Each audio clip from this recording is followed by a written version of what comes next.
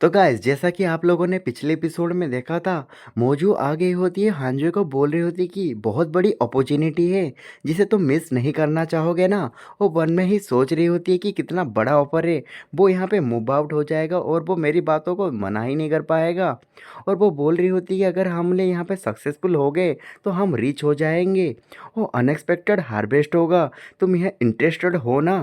तो इसे सुन के हांजो वहाँ पे बोलने लगता है कि मिस मो, तुम अपने आप को बिहेव करो अच्छे से। फिर उसके हाथ से अपना हाथ छुड़ा लेता है। मो यहाँ पे पूरी तरह से शॉक हो गई होती है हांजे के इस तरह के बिहेवियर से। हांजे बोलने लगता है कि मुझे माफ़ कर देना, मैं यहाँ पे बस कल्टीवेट करना चाहता हूँ। यहाँ पे मोजू बोलने लगती कि कल्टीवेट, मेरी बातों को तुम सुन ही क्यों नहीं रहे हो? ये बहुत बड़ी अपॉर्चुनिटी है जिसे तुम मिस नहीं करना चाह रहे हो, मेरी बात सुन रहे हो कि नहीं? तभी वो जैसे ही देखती है हांजे वहाँ से गायब हो चुका होता है। हाँ जी, सोच रहा होता है कि वो मेरे पीछे नहीं आएगी ना मुझे ढूँढते हुए। इसी वक़्त 2 लड़कियाँ बातें करते हुए जा रही होती है कि वो उस मैन को देखा जो यहाँ से जा रहा था। दूसरी लड़की बोल रही होती है मैंने तो उसे पूछा ही नहीं, वो किस पीक का डिसिप्लिन है। और यहाँ पे वो आगे की तरफ बात करते हुए जा रहे होते, बोल रहे होते हैं कि ये बंदा तो उस बंदे से भी ज़्यादा हैंडसम है जो कि इनर सेक्ट के कॉम्पिटिशन में जीता था लास्ट ईयर, जिसका नाम मोक्यूकी था। जहाँ पे ये लड़की भी बोलने लगती कि हाँ मेरे को भी ऐसा ही लगता है। ये सुन के हांजे को होश ही उड़ गए होते हैं, क्योंकि वो कल्टीवेशन इतना कर रहा था कि इनर सेट कंपटीशन को भूल गया होता है। वो मन में सोचता है मास्टर मुझे यहाँ पे नहीं छोड़ने वाले, और मास्टर के पास आ गया होता है और बोलने लगता है मास्टर, हांजी आपसे बेग कर रहा है कि आप उससे मिले।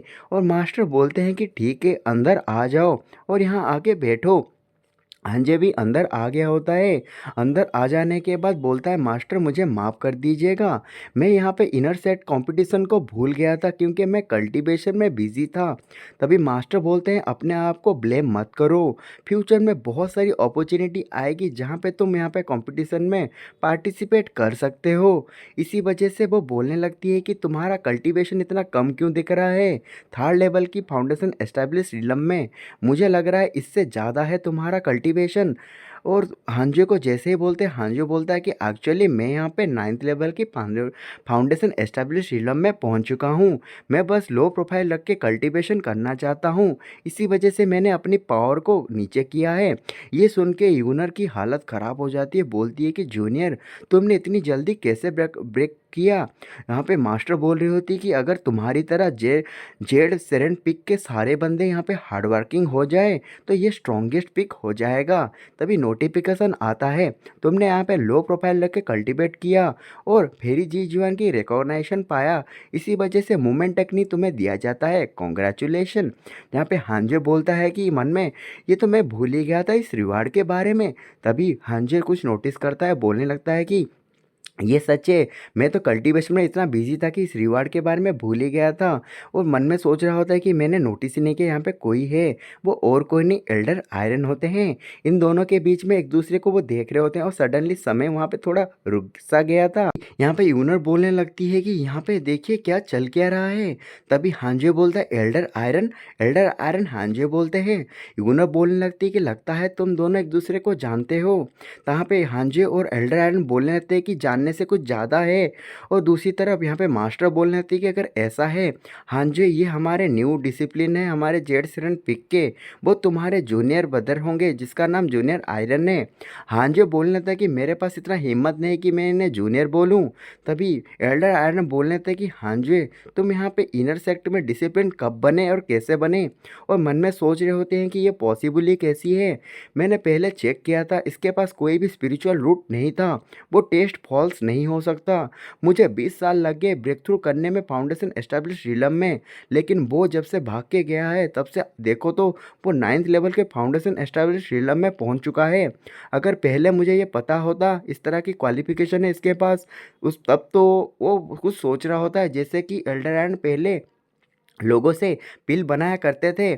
इस बात के लिए जो सिस्टर होती है वो बोलने लगती है कि जूनियर आयरन तुम्हारा ये किस तरह का एक्सप्रेशन है, जो हंजो है वो हमारे पिक का सबसे जीनियस डिसिप्लिन है, उसके बारे में तुम गलत गलत मत सोचो। और बोल यहाँ पे जूनियर आयरन बोलने लगता है कि मुझे माफ़ कर दीजिएगा, मैं अपना लेसन सीख चुका हूँ, ये वर्ल्ड बहुत ज़्यादा मिस्टीरियस है। यहाँ पे इन दोनों के कन्वर्सेशन के बाद यहाँ पे फेरी बोलने लगती है कि ठीक है चलो हम बात करते हैं। हाँ जी, तुम यहाँ पे कल्टीवेट करना बहुत पसंद करते हो ना, तो मैं तुम्हारे लिए एक मिशन असाइन कर रही हूँ। तुम जाओ जेड्स प्योर सेट के 10,000 डेमन रिलम में, 10,000 डेमन रिलम। उसके बाद यूनर बोलने लगती है कि ये जगह वो है जहाँ पे जेड सेट पिक के बीस्ट पाले जाते हैं, और यहाँ पे मैं भी जाना चाहती हूँ मास्टर, जहाँ पे मैं जूनियर ब्रदर को यहाँ पे हेल्प करूँगी, उससे कोई बुली ना करे। और यहाँ पे हांजे सोच रहा था ये साउंड बहुत ऑसम है लेकिन डेंजरस भी है। तभी हमें दिखाया जाता है मास्टर यहाँ पे यूनर को बोल रही होती कि तुम नहीं जा सकते, ये जगह डेंजरस है, वहाँ पे कभी कभी आता है बीस्ट पागल हो गए और कुछ डिसिप्लिन को ब्रूटली मार दें। इस वजह से वो यूनर को मना कर रही होती है। यूनर भी बोलती नहीं मैं जाना चाहती हूँ। हांजे सोच रहा होता है कि वो तो मेरे सामने हाइड भी नहीं कर रहे हैं, वो जगह कितना सीरियस है। मास्टर बोलने थे कि टेंशन मत लो, काफ़ी सारे पीक से डिसिप्लिन वहाँ जाने वाले हैं, और वहाँ पे स्पिरिचुअल किवाई है, इसी वजह से वहाँ की जगह बहुत ज़्यादा डेंस है, और वहाँ पे अगर तुम कल्टीवेट करोगे काफ़ी पावरफुल हो जाओगे, भले ही डेंजरस है। अगर सही तरीके से तुम वहाँ पे चारों तरफ से अटेंशन रखोगे तो तुम्हें कुछ नहीं होगा। हांजे सोच रहा होता है कि मुझे तो यहाँ पे रिफ्यूज करने का भी चांस नहीं दिया गया, क्या मैं एक जू कीपर हूँ? चलो ठीक है मैं ये कर लूँगा। और हांजे ये सोचने के बाद बोलता है कि मास्टर का ऑर्डर मैं फॉलो करूँगा। फिर मास्टर बोलते हैं अगर ऐसी है तो ये सब कुछ सेटल हो गया है, तुम अपने रूम पे रुको, कुछ दिनों के बाद कोई आएगा तुम्हें वहाँ पे लेके चला जाएगा। यूनो उसके पीछे भागते हुए जा रही होती है, बोल रही होती है ब्रदर चलो मैं तुम्हारे बैकपैक को पैकिंग करने में हेल्प करती हूँ। यहाँ पे फेरी आयरन को बोलने लगती है कि मुझे तुम्हारे पास्ट जिसमें हांजुए था उससे कोई लेना देना नहीं है, तुम दोनों अब से ब्रदर हो, उसके साथ अच्छा रिलेशनशिप रखो, जब तक तुम्हारे बीच में बहुत बड़ी फाइट ना हो तब तक उसे हम रिजॉल्व कर सकते हैं। और यहाँ पे फेरी उसे बता रही होती है कि हांजुए हांजुए को बहुत ज़्यादा पावरफुल है, और जितना मैं अंडरस्टैंड कर पा रही हूँ उसे, वो तुम्हारी तरफ कुछ भी ख़राब नहीं करने वाला, और फ्यूचर में हांजुए यहाँ का कोर डिसिप्लिन बनने वाला है। इसी वजह से जैसे कोर डिसिप्लिन ये सुनते हैं वो शॉक हो गए होते हैं, वो सोच रहे होते हैं कि वो किड सच में डिज़र्व करता है।